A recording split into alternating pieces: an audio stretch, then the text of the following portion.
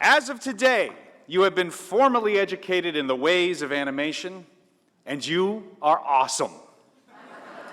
You have held your poses, articulated your models, smoothed your splines, and bounced your balls. You have overlapped your actions, followed through on your arcs, eased in and out, squashed and then stretched. You have put serious thoughts into questions like, where are a bicycle's eyes? And do toilet rolls fear becoming just a tube? And will I ever get outside and breathe fresh air again? You have given characters weight, attitude, intention, action, reaction, motivation, and in general, more consideration than any living person you've ever known. And that is why your boyfriend or girlfriend left you. Get used to it. You have made your characters anticipate their actions, improve their staging, increase their appeal, and given them more cycles of walking than your dog, and that is why your pet left you. Again, get used to it.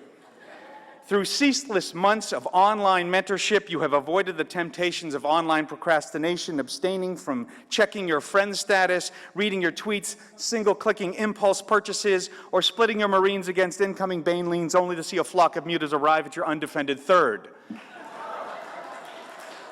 Some of you aren't as nerdy as my son. Okay, I'll have to make a note on that. Now that you are filled with all this knowledge, all these newly acquired skills which have shaped your raw talent into a weapon of mass creativity, may I suggest one more discipline before you unleash yourselves onto the world.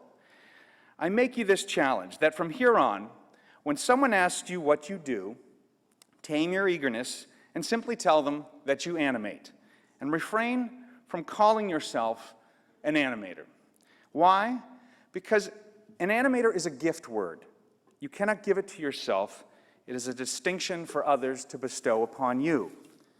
In the early days of Pixar, when Toy Story was just a notion, John Lasseter, Pete Docter, and I were in daily, sometimes hourly struggle to conquer this rising new medium called computer animation.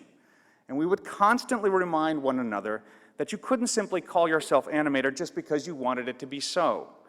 We didn't make this rule up. This wisdom was passed down to us by the master himself, Chuck Jones. And if the man who gave life to Bugs Bunny, Daffy Duck, Coyote, and Roadrunner was unwilling to call himself an animator, then we certainly could not either. Chuck Jones explained to us that animator was a title he had to earn every day. And if he excelled at his job, pushed himself, strived for betterment in all instances, it would naturally provoke his employers, his peers, his fans, and even his enemies to call him an animator. If he simply focused all his efforts towards his craft, then recognition would take care of itself.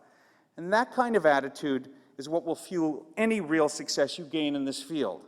Realize that this moment for you now is not an end, but a formal beginning, a launch into a lifetime of learning your artistry, of mastering your talents, for what is a master but a master student?